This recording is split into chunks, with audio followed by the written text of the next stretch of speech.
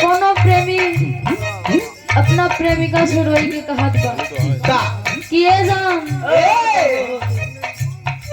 अगर तोरे राह के काटा हम है, अगर तू हमसे दूर जाए चाहती है, सच्चाई बताई के चली जा, लेकिन हमके तड़पाई के मारा ना। उ प्रेमी रोवत बाउर कहत बा का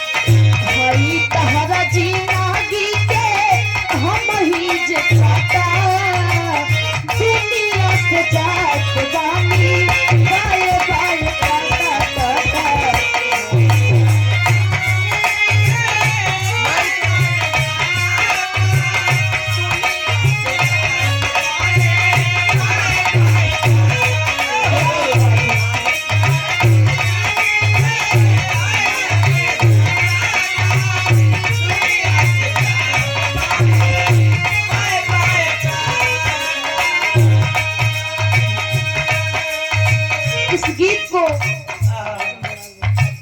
आदरणीय गायक उपेंद्र जी गाए, जो कि इस दुनिया में अब वो नहीं रहे।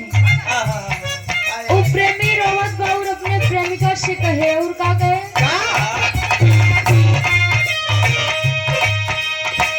के का रास्ते टप्पू बोला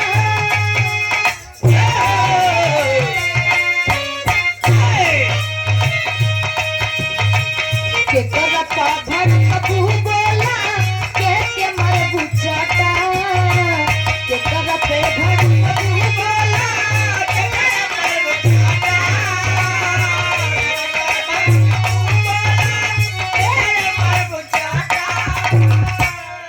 आदरणीय परम पूज्य परम सत्य श्री अनिल यादव दिल्ली वाले भैया जी की तरफ से 101 रुपए का महान आशीर्वाद, 5 के पलगी बा 100 में सब भैया से नमस्ते प्रणाम।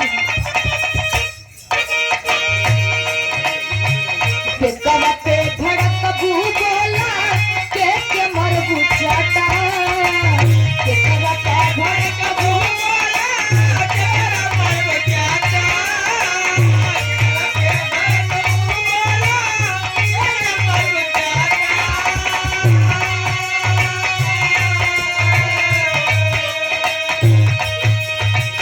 के करता भड़क कबू बोला के मर बुचाता दुनिया से जात जानी बाय बाय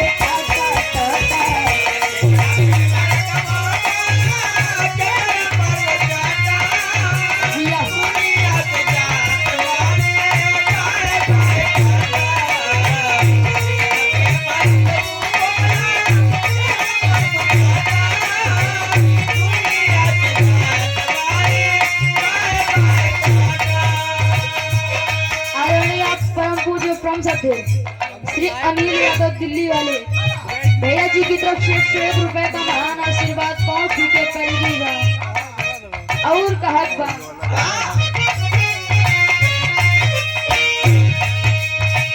भाई तहरा जी नागी के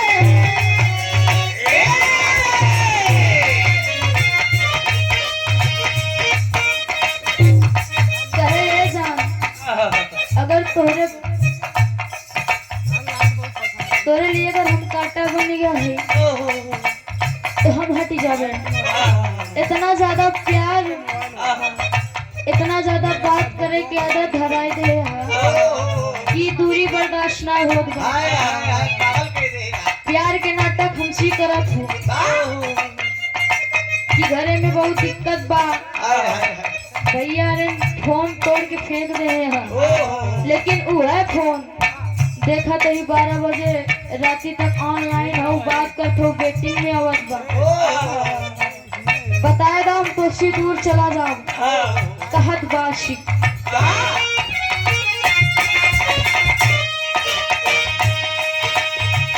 हई तहरा जिंदगी के हम ही जे काटा।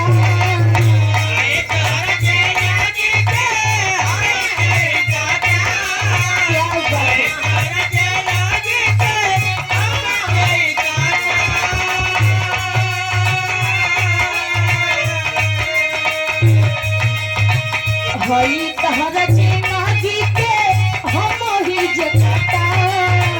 दुनिया से जात बानी पाए पाए काटा काटा। हई तहरा जिंदगी के हम ही जे काटा। दुनिया से जात बानी पाए पाए काटा काटा।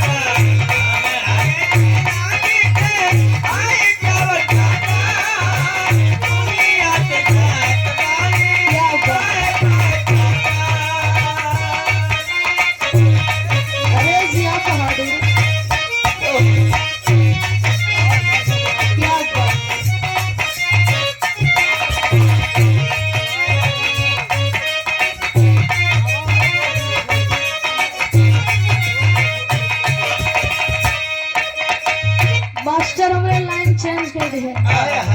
दोनों प्रेम के जब शादी हो गए यही लगन में जरूरी वही लगन में वो प्रेमिका जब अपने ससुरे से नैहरे लौट के आए तो कल प्रेमी जाए के पूछे पे कहे ये जान जब से बियाह कह के आए हैं न नंबर ढूंढ न कबो मिलू। 4 साल को प्यार एक पल में भुलाई गयो। दुल्हा बहुते मन सारा प्यार भुलाई गयो। तो लड़का अपने प्रेमिका से कहत बाका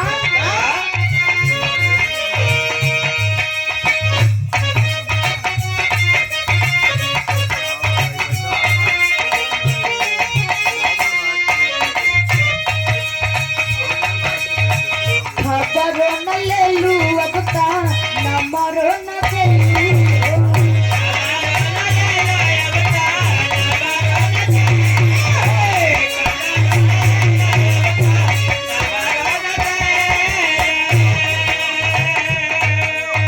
आदरणीय परम पूज्य वंश थे छाया हुआ नाम विराट श्रोता सम्राट आदरणीय हमारे धर्म के चाचा जी श्री गौरी शंकर यादव गीता नगर की पावन धरती से चाचा जी की तरफ से 101 रुपए का महान आशीर्वाद 5 विकेट बलगी बाबा आशिक कहत बका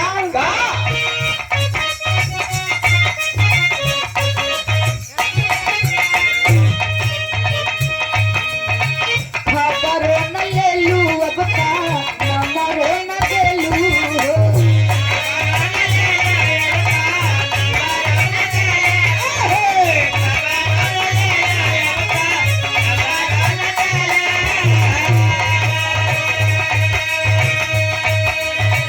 जहिया से शादी